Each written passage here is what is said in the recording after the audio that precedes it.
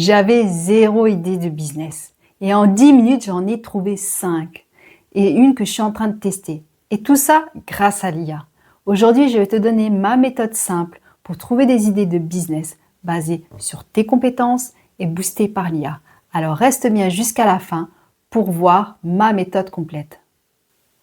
J'ai toujours eu envie de lancer mon business, mais j'avais pas d'argent à investir dedans. Je cherchais sans cesse des idées avec le moins de capital possible. Et j'étais complètement bloquée. J'avais des idées, mais trop d'investissement de départ, ou des idées que je trouvais pas assez rentables, ou j'avais peur de choisir. Je passais mon temps à choisir la bonne idée, l'idée révolutionnaire. Mais le problème, c'est qu'on cherche toujours une idée magique, une idée novatrice, une idée unique. Mais l'idée parfaite n'existe pas. Il y a toujours quelqu'un, quelque part, qui a la même idée que toi. Mais ça ne veut pas dire que ça ne fonctionnera pas. Ce qui fait la différence, c'est comment tu la présentes. Une bonne idée, ça ne sort pas d'une baguette magique. C'est juste un mélange de 3 choses. Ce que tu sais faire, ce que les gens recherchent, et un problème à résoudre ou une émotion à vendre. Et aujourd'hui, l'IA va faire le lien entre tout ça. C'est comme un partenaire de réflexion qui dort jamais. La première étape, liste tes compétences. Tu n'as pas besoin d'être expert, tu as juste besoin d'avoir plus de connaissances et d'expérience que quelqu'un d'autre. Pose-toi juste ces questions. Qu'est-ce que tu sais faire facilement? Qu'est-ce que tu aimes faire sans voir le temps passer? Quelles sont tes passions? Quelles sont les choses que les gens te demandent souvent? Demande à tes proches en quoi tu es expert, car souvent on ne voit pas ses qualités, ses savoir-faire. On sous-estime ce que l'on sait faire. Tu risques d'être surpris par leurs réponses. J'ai demandé à mes proches et ils m'ont répondu. Tu sais bien gérer un budget, tu sais bien t'organiser, tu sais dénicher les bonnes affaires. Des qualités et des compétences que je trouve simples, basiques, mais qui en fait ont une vraie valeur.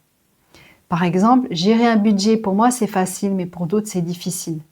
Alors que pour moi, c'est compliqué de me maquiller. Je trouve que les techniques de maquillage sont trop complexes, mais pour d'autres, ça va être facile. À l'étape 2, aide-toi de l'IA. Tu prends ta liste de compétences et tu la donnes à une IA, par exemple comme ChatGPT. Et c'est là que ça devient intéressant. Essaye avec ce prompt, par exemple. Voici mes compétences. Blablabla, tu mets ta liste toutes tes compétences. Donne-moi 5 idées de business rentables en ligne. Pour chaque idée, précise le problème à résoudre, le client cible et comment gagner de l'argent. Et là, en quelques secondes, tu passes de 0 idée à des pistes concrètes. J'ai été surprise du résultat. Voici le mien.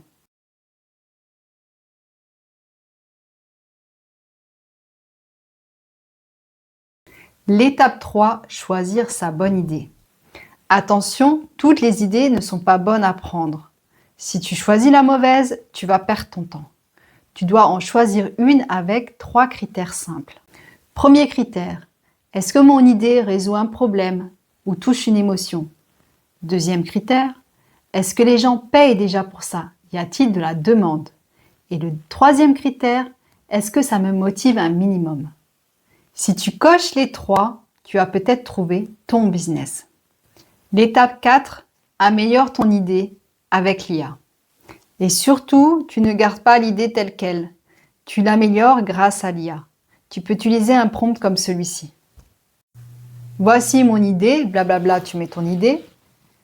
Aide-moi à la rendre plus rentable, trouver une niche précise, créer une offre claire. Et là, tu n'as plus une idée, tu as ton business. Parmi les 5 idées que l'IA m'a proposées, j'hésitais entre 2. Entre celle d'accompagnement et organisation de vie, tout ce qui est budget, et l'autre, créer une marque artisanale avec des produits faits main et brodés. J'ai choisi la marque artisanale tout simplement parce que je viens tout juste de commencer le business, de tester, voilà, de débuter. Mais par contre, je n'avais pas du tout pensé à tout ce qui est la niche univers du voyage, du sport, de la nature, du zéro déchet. Donc c'est pourquoi cette idée m'a intéressée, parce que j'ai envie de tester cette niche, parce que c'est des sujets qui me passionnent, mais aussi parce que c'est un mélange de 3 choses. Le côté créatif, j'aime bien créer quelque chose de mes mains.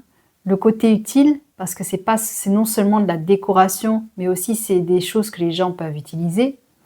Et le potentiel humain, Parce qu'aujourd'hui, les gens recherchent de l'authentique, ils recherchent des produits personnalisés, ils recherchent des produits qui racontent une histoire.